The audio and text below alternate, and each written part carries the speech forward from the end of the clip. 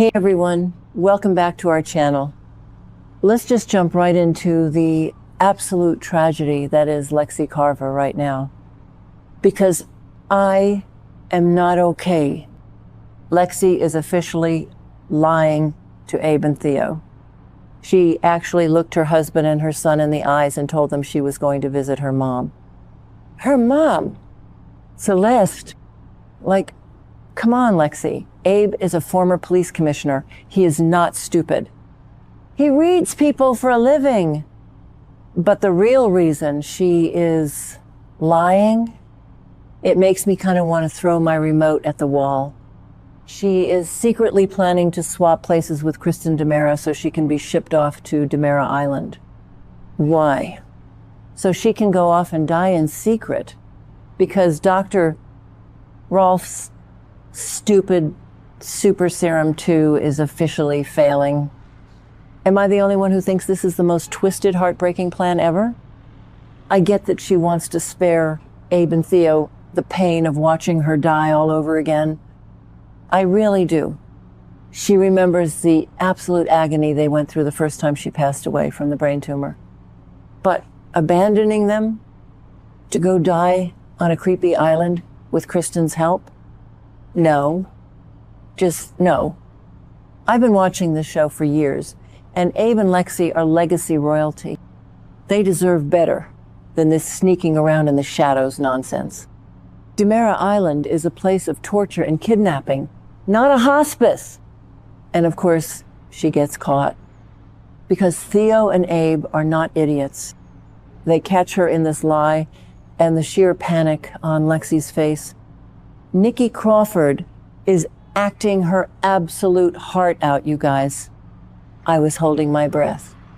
You could see her mind racing, trying to figure out how to spin this without revealing that her body is shutting down. But instead of telling them the truth about the serum failing and her impending death, she pivots.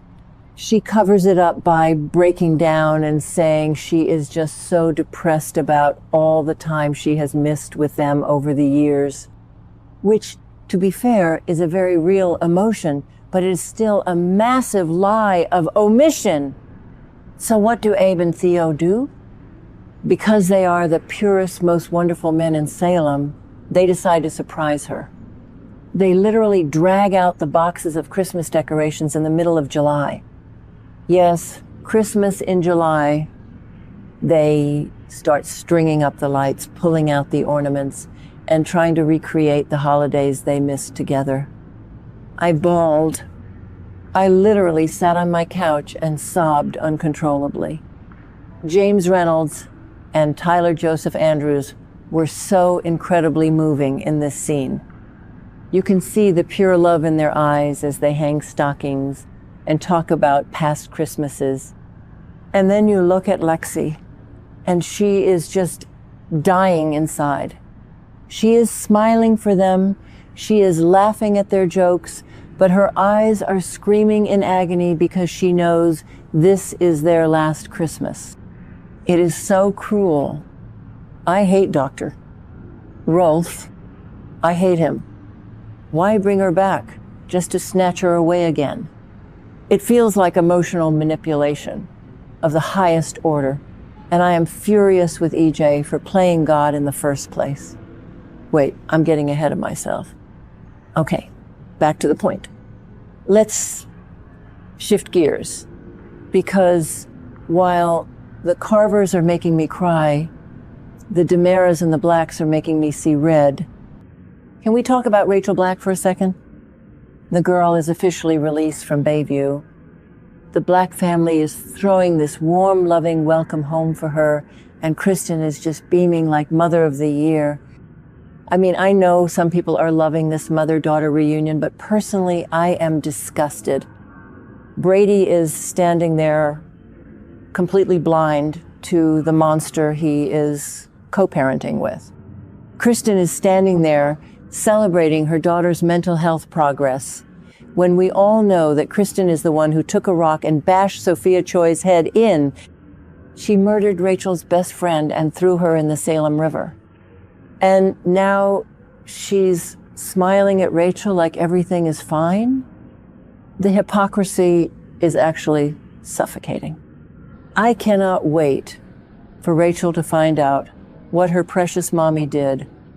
It is going to destroy her, and Kristen deserves every ounce of the fallout. Rachel already idolizes her mother's dark tendencies, and this is just going to push her completely over the edge.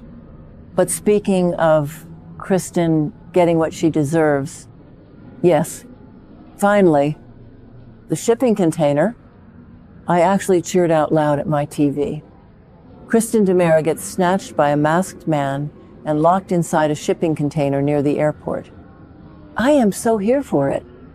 The sound of those heavy metal doors slamming shut, the absolute darkness, the panic setting in on Kristen's face. It was cinematic perfection. Remember when they tried this with Sammy years ago? Or when Vivian Alamain got buried alive? This show loves trapping its villains in small spaces, and I am eating it up. Because think about the karma here. Kristen literally kidnapped Sarah Horton, shoved her in a trunk, and shipped her off to DiMera Island, stealing months of her life with Xander and her baby. And now, the exact same thing is happening to Kristen. She is being shipped off. It is poetic justice. And the rumors are saying she might end up on DiMera Island, right alongside Gwen Rizchek, who also went missing. If Kristen and Gwen are trapped on that island together, I will pay Peacock extra money just to watch that spin-off. It would be hilarious. Two scheming villains stuck in the jungle fighting over coconuts and blaming each other for their ruined lives. But who took Kristen? That is the million-dollar question. I thought it was EJ at first, because we know EJ was furious about Kristen targeting Johnny. But then we get this absolutely wild scene before the kidnapping. Lexi shows up as promised for the swap, and EJ shows up too. And EJ and Kristen actually have a heart-to-heart. I know, right? EJ and Kristen having a normal, vulnerable conversation without trying to stab each other in the back. I was shocked. EJ is spiraling right now. His company is a mess. The tainted drug scandal is blowing up, and Marlena is in his head trying to psychoanalyze him. But in this scene with Kristen, we actually see a crack in his armor. EJ admits that he has gone too far. He realizes that his actions, his arrogance, have caused massive, irreversible damage to their family. And he actually tries to reach through to Kristen.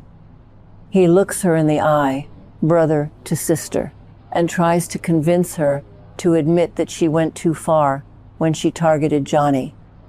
I mean, Kristen literally hired Sophia to ruin Johnny's life, and it almost got him killed. EJ is begging his sister to just show 1 ounce of remorse, to admit that targeting family is a line you don't cross, even for DiMera. Dan Feuerriegel was fantastic here. You could see the exhaustion in EJ. He is tired of the war. He is tired of Stefano's toxic legacy weighing them down. But Kristen, she is a brick wall. Stacy Haiduk plays her so perfectly cold. I don't think Kristen has the capacity for genuine remorse anymore. She just deflects and justifies her madness. So if EJ is standing right there trying to reason with her and seems genuinely tired of the violence, who ordered the kidnapping? Is it a rogue DiMera henchman who went off script? Is it Xander finally getting his ultimate revenge for what she did to Sarah? Or is it someone from the ISA, like Andrew Donovan, cleaning up Salem's mess? My brain is buzzing with theories, and I cannot stop thinking about it. And honestly, I am dreading what comes next for Lexi. Because if Kristen is locked in a shipping container and headed out of town, the swap plan is totally ruined. Lexi is going to be stuck in Salem when her body finally shuts down. She is not going to get her quiet, isolated death on the island. Abe and Theo are going to have to watch her die right in front of them, in their own home or at the hospital. The trauma that is going to inflict on Theo, I can't even stomach it. He already struggles so much. He has fought so hard for his independence. And losing his mom twice, it's too much. It is just too much pain for one family to bear. I know this is a soap opera and we sign up for the drama, the tears, and the ridiculous over-the-top plots. But this week is just emotionally exhausting. I love this show, I really do. I've been invested in these characters for over a decade, but sometimes they just push us to the absolute limit. I am going to need a whole box of tissues for next week because I know the Carver family is about to be shattered into a million pieces and I am not ready for it. What do you guys think? Am I overreacting about the Christmas in July scene? Was anyone else sobbing? And who do you think locked Kristen in that container? Is it Xander? Is it EJ playing a double game? Let me know down in the comments because I need to talk this out with people who actually understand my obsession. I want to go try to sleep, but let's be real. I'm just going to be laying in bed thinking about the DiMera curse and how this all connects. See you guys in the next video.